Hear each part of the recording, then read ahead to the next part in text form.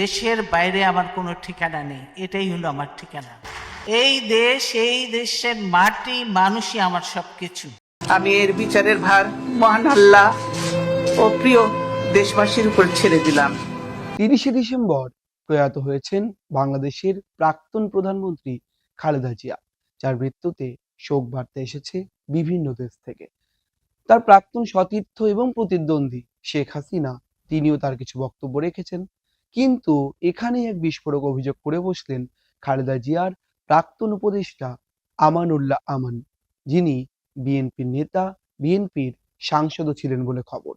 তিনি জিয়া উদ্যানে যান এবং খালেদা জিয়ার যে সমাধি রয়েছে সেখানে শ্রদ্ধা জানানোর পর সাংবাদিকদের উদ্দেশ্যে বক্তব্য রাখতে গিয়ে আমানুল্লাহ আমান বলে বসেন, স্লো পয়জনিং এ নাকি হত্যা করা হয়েছে খালেদা জিয়াকে এবং এই হত্যার দায় শেখ হাসিনা সরকারের উপর দিয়েছেন তিনি। তার দাবি, খালেদা জিয়াকে হত্যা করার চক্রান্ত হয়েছিল এবং সেই স্লো পয়জনিং এর ফলেই নাকি মৃত্যু হয়েছে খালেদা জিয়ার। তিনি ঠিক কি বলছেন শোনাবো আপনাদের। দেশনেত্রী বেগম খালেদা জিয়া, তার নামের পাশে যোগ হয়ে সে আপসের নেত্রী। দীর্ঘদিন আন্দোলন সংগ্রামের মধ্য দিয়ে তিনি যে আপসীন ভূমিকা রেখেছেন, এটাই তার প্রমাণ। আজকে তার জানা যায় যে কোটি মানুষের উপস্থিতি, যে জনতার ঢল, তার প্রতি যে ভালোবাসা, বিনম্র শ্রদ্ধা জানিয়েছেন, এটা প্রমাণ করে যে দেশনেত্রী বেগম খালেদা জিয়া ছিলেন ঐক্যের প্রতীক। দেশনেত্রী বেগম খালেদা জিয়া ছিলেন স্বাধীনতা, সার্বভৌমত্বের অতন্ত্র প্রহরী। দেশনেত্রী বেগম খালেদা জিয়া ছিলেন গণতন্ত্রের মা। দেশনেত্রী বেগম খালেদা জিয়াকে বিনা চিকিৎসায় হত্যা করা হয়েছে। কারণ বিনা চিকিৎসা হত্যা করেছে এই জন্যে, তাকে স্লো পয়জনের মধ্য দিয়ে। কারণ দেশনেত্রী বেগম খালেদা জিয়া ছিলেন একজন মহান জাতীয় এবং আন্তর্জাতিকভাবে বাংলাদেশের জনগণের অভিভাবক। এই জিনিসটা মেনে নিতে পারেনি প্রতিহিংসার বশবর্তী হয়ে যে বিগত যে ফ্যাসিস্ট প্রধানমন্ত্রী, তিনি তাকে মৃত্যুর পথে ঠেলে দিয়েছেন।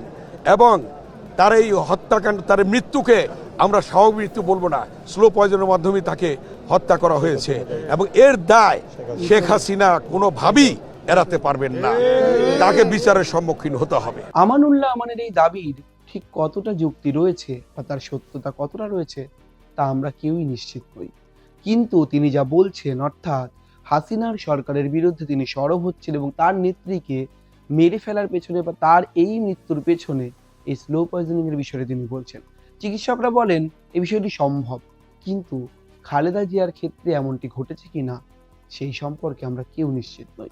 তো কোথাও গিয়ে প্রশ্ন উঠছে, খালেদা জিয়ার জেলবন্দি থাকাকালীন অবস্থা এবং তার ৮০ বছরের এই প্রয়াণের পর তার মৃত্যুর কারণ নিয়ে নানান ধোঁয়াশা সৃষ্টি করার মতো যে মন্তব্য আমানুল্লাহ করলেন, এরপর প্রশ্ন উঠছে, তাহলে কি সত্যি সত্যি খালেদার মৃত্যুতেও কোথাও গিয়ে রহস্য থেকে যাচ্ছে? আমরা জানি না, উত্তর দেবে সময়।